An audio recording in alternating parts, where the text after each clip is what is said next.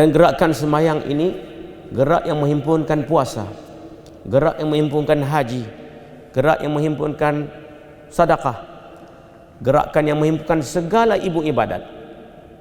Dalam sembahyang itu semua ibadat terhimpun di situ. Sebab itu dalam sembahyang kalau orang itu makanlah agak sah sembahyangnya. Ada puasa dalam sembahyang itu. Dan waktu sembahyang itu ada baginya waktu.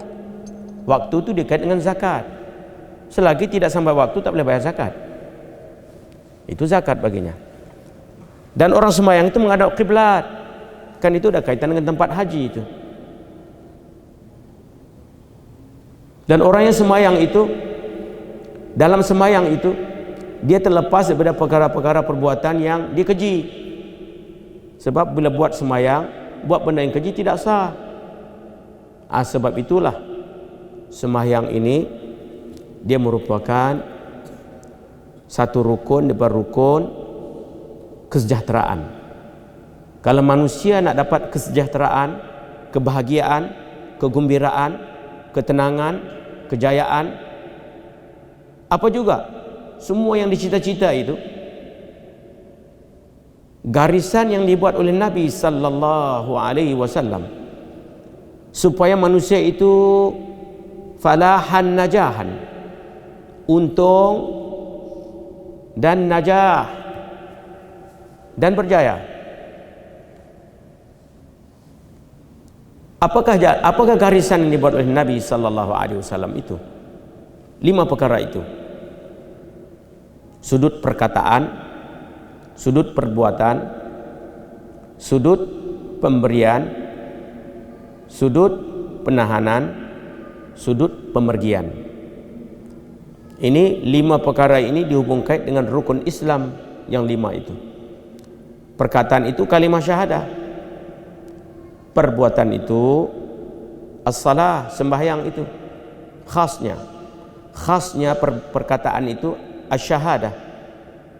Amnya manusia itu kan berkata-kata. Kalau manusia tidak berkata-kata, habislah, susahlah hidupnya sikit. Boleh kalau dia tidak mampu berkata itu, tapi agak sukar sikitlah.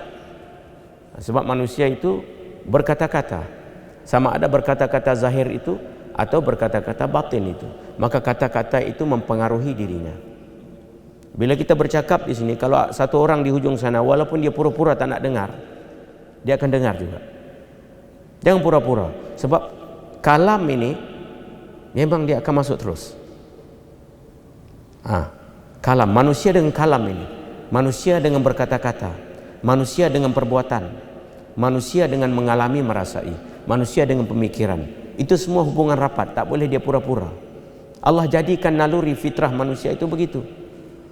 Sebab itu dijadikan contoh tauladan manusia yang berpikir kejayaan, manusia yang mengalami merasai yang dapat kejayaan, manusia yang berbuat mendapat kejayaan dan kecemerlangan, yaitu segala anbiya, aulia, siddiqin, syuhada, wassalihin. Sebab manusia ini datang memberikan penerangan kalam itu, maka melalui penerangan kalam itu yang luas. Sebab kalam ini luas, percakapan ilmu ini luas. Sebab tidak ada ilmu melainkan dengan lughah. Lughah itu bahasa, bahasa itu perkataan. Boleh dapat ilmu tanpa lughah? Tidak ada. Dengan ada lughah itu, lughah ini, bahasa ini dikaitkan dengan ilmu. Wasilah untuk kita berkata-kata menyampaikan risalah itu melalui harafnya, huruf, melalui kalimatnya disusun, dan jadi pada kalimat itu disusunkan jadi kalam. Jadi huruf jadi kalimat, kalimat jadi ayat, ayat itu disusun, maka jadi faham manusia itu.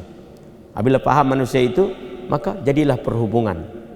Maka perhubungan manusia dengan manusia, hablum minan nas, perhubungan manusia dengan Allahu Jalla Jalaluh, hablum minallah. Jalan Nabi sallallahu alaihi wasallam, jalan anbiya, aulia, siddiqin, syuhada wa salihin. Jalan yang menggabungkan di antara dua perhubungan ini sekaligus. Allah, tak ada petunjuk macam itu di dunia ini. Di dunia ini kalau ada petunjuk, dia akan buat satu-satu. Kalau engkau nak berhubung dengan yang tak nampak itu, pergi di sana, corok sana, duduk senyap, putuskan semua sekali. Kalau engkau nak berhubung dengan manusia, pergi berhubung dengan manusia pula. Dia pisahkan terus. Tapi jalan Nabi sallallahu alaihi wasallam, jalan yang unik. Manusia mampu berhubung dengan yang nampak itu, dan hal keadaan di dalam itu mengisbatkan yang tak nampak. Ini tarbiyatun Nabi sallallahu alaihi wasallam. Pendidikan anbiya, aulia, siddiqin, syuhada wa salihin. Pendidikan itu berlaku sekarang ini bulan Ramadan. Sebab bulan Ramadan itu bulan anbiya, aulia, siddiqin, syuhada wa salihin. Orang yang mengalami merasai, orang yang mengetahui ilmu yang kesampaian, bila masuk saja bulan Ramadan, terhubung dia itu dengan zumratul aulia, berhubung dengan dia, berhubung dengan perhimpunan segala anbiya, aulia, siddiqin, syuhada wa salihin. Ini bulannya.